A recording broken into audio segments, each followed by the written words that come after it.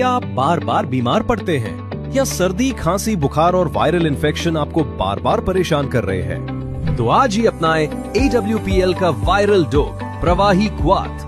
ये अश्वगंधा, तुलसी, गिलोय और मुलेठी जैसी कई आयुर्वेदिक औषधियों के मिश्रण से बना है, जो आपकी इम्यूनिटी बढ़ाने और वायरल इन्फेक्शन से लड़ने में आपकी मदद करता है, ताकि आपका शरीर आने वाली सभी बीमारियों से लड़ सके और खुद को सुरक्षित रख सके।